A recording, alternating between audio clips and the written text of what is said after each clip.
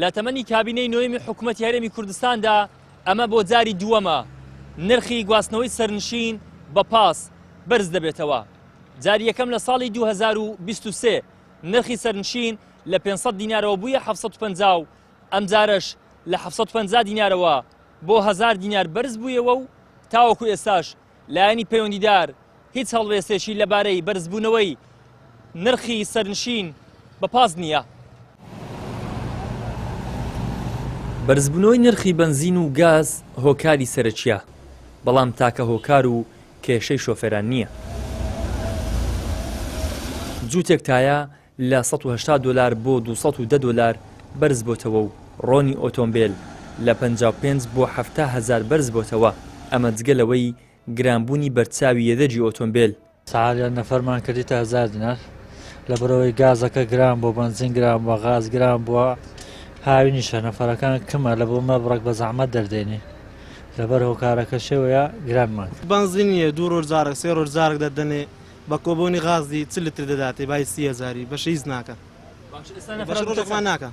وڵات دوونێ بڕیارەندەیە نەفەری بە 1000 بارکەین دەبی بنزین تو 750 یان خوار 750 کەنا دەرناینی.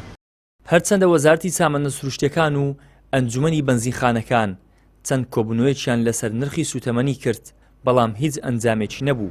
شۆفێرانی هێڵەکانی تری ناوشاریش دەڵێن لە ئێستادا لە زەرەرداین و دەبێت نرخی بنزین هەرزان بکرێت، ئەگینا بە ناچاری کرێی هاتوچۆ بەرز دەکەینەوە. بەس دەرناینی بەس ئەوەندەی لە مارێ هاتینە دەرێ ڕەزامان گران نەبی ئەگەنا تازە بای 40,000 تێکردێ بای 3 سەفەریە بەخوای بە 4 نەفەری هاتی ماوە لێرێ. ئێستا کەشا تەمەشا ناوسارێکە 2 نەفەری تێدایە. یعنی بەڕاستی دەرنانی لتری گازی بوویتە 1100 دینار. ئەخت خۆ معقولە؟ ئەخ حکوومەت یاریێم دەبی کاکە بنزخانەش لە بۆ ئەو خەتانە دابین کاتن ئەمە خزمەتی هاوڵات دەکەن بەش خزمەتی مە بکەن. بابتە کۆبوون وەچی پێشان کۆبوون بوو بنزخانەکە بوو لە عنکاوەی خەتەکان هەم دەچونیان تێ دەکرد. بەزانە ئێستا لتری بە 1100 دێکم ئەو هابی 2 ڕۆژکە ڕادەگرم. لێ بۆ بنزینی براگەورە بوویتە چەند ئێستا؟ ئێستا بوویتە 1600 و تقریبا قسوور بەس مەحەسەن. نەفرات گواستنەوە گۆ چەندە؟ 1000 ئێستا. چۆن پاڵپشتیان بکرێت بۆی نەفرات هەرزان کە؟ بە قورعان دەبی بنزین و غاز بێتە خوارێ ئەمەش دەینی و 750 دیناری.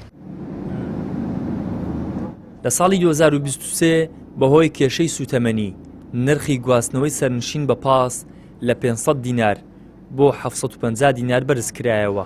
ئێستاش بۆ 1000 دینار بەرز بۆتەوە. هەموو شتێک گران بووە و باجی هەموو قەیرانەکان هاوڵاتیان دەیدەن. حکوومەتی ماوە بەسەر توش تەنیا قەیرانەکان لە سەرشانی خەڵک کەڵەکە دەکات و هیچ چارەسەرێکی پێ نییە. ئیدریس محەممەد، کەناڵی ئاسمانی پەیام، هەولێر.